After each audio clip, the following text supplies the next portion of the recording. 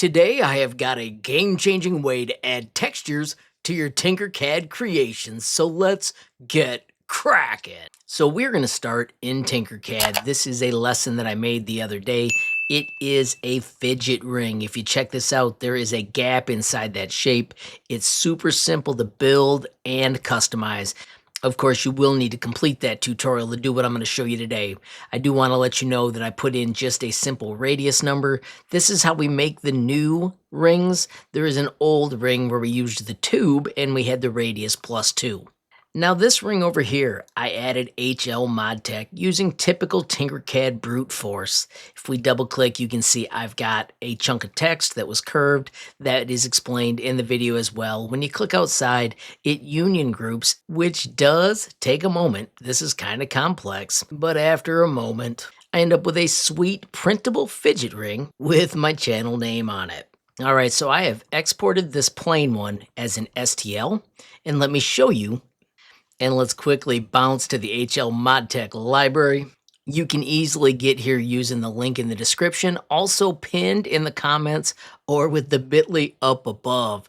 Now this is simply an attempt at me trying to categorize my 5,000 videos so they're easier for you to work with. You can explore all the different levels, including the sweet new shortcuts that have the sketch included. What we want to do today is visit bumpmesh by C&C Kitchen.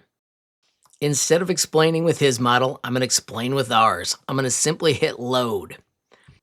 I'm going to find my fidget ring 10 and notice it already came in with a texture. I'm going to clear that so you can just see how this works. And if we simply switch to include only, we're back to our fidget ring we created. So that is my ring with the 2 parts. Now here's where you can pick your cool textures. Let's say I want to use the one called crystal.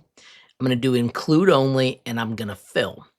When I click, bang, the outside of my design is filled with that awesome texture. Now I do want to highlight something for this ring. These were printing at the exact same 0 layer, so they were print in place. So that would actually break this, but check it out. Here's how easy it is to fix it. If I go over to masking, if I do the bottom faces, I can drag this number over and we can make it so that it starts to trim that. See how that now is not going to have that part I didn't want. I'm going to slide that back and I find that exact spot where it's now going to print the way I want with those 2 both on the bottom and the ring still has the cool textures up top. If we want to switch to something different, let's check out the weave. Bang. Wood grain. Bang. You can have so much fun adjusting your 3D printable rings or whatever you bring in just like that. Of course, we could also upload our own custom ones. You can just explore, have a ton of fun checking these all out. Cute little honeycomb pattern and even one that looks like the metal floors. How cool is that? Now a couple things to note. I am working on a cylinder, so I'm going to switch to cylindrical. I'm not sure yet if that totally makes a difference, but it does let you fiddle. Of course, now I can mess with that scaling again to get the exact size that I think I want. I think that's going to be pretty awesome. And then also I'm going to make sure the top face doesn't merge as well. I want to make sure that part stays print in place.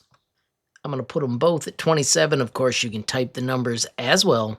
And when you're happy with your design, you can simply hit Export STL. Now it is provided completely free by Stefan, but please take a moment to visit the store, donate on PayPal. Right now I'm going to hit Close and Continue. Notice it quickly adds the name to what you're making. I'm going to hit Save Changes. And let's bounce to Bamboo Studio, create a brand new project. Add that file. I'm going to do the Fidget Ring 10. This time I'm going to switch to my gold. Right-click, change filament. It's a PLA silk. Under settings, I am just using 0.2 standard. Once again, this prints in place. So let's slice plate, and it'll be done in about 15 minutes. How cool is that? As that's printing, I just want to back up and remind you, you can scale to make this as awesome as you want. We could also drop down and find the brush option so that you could actually paint.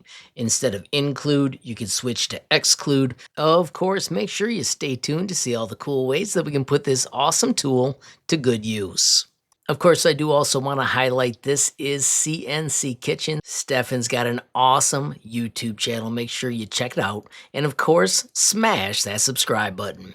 All right, and here we are just a little bit later using that sweet gold silk filament. And bang, not just one, 4 fidget rings. All right, so this is the original fidget ring. Of course, they are sized to fit. And then in my other tutorial, I also added the words HLModTech. But then, of course, I got the message about the technique. But there it goes, spinning like a dream using bump mesh from CNC Kitchen. How cool is that? Here we have all 4. This is the weave going up. It does not show up as well as weave diagonal. This one was bumps. And then finally, we have got the grip. Totally fun and all possible because of Tinkercad Sketch Revolve and the sweet bump mesh from CNC Kitchen. As I wrap up, massive shout out to Techmaker DK for nudging me down this path. We were trying to add a texture to a roof. He sent me this link and oh my gosh, absolute game changer. Stefan, so cool you made the site and thank you so much for sharing it with the world. A quick shout out to everybody that supports me via YouTube memberships. Don't forget there are 3 different levels of support starting as low as $5 a month. With any level of support you get early access to videos. Also make sure you pay attention to those members only post. Also a massive shout out to everybody that supports me via Patreon. We have just passed 500 members. It is a fantastic free messaging area. You can ask questions, post designs, share skills. Of course, you can learn more with the bit.ly up above or the link in the description. Finally, I want to thank you for watching. Don't forget every time you like, hype, share a video, add a comment down below, or click subscribe. You're helping HLModTech get just a little bigger, which absolutely makes my day. Friends, have a glorious day, and keep tinkering.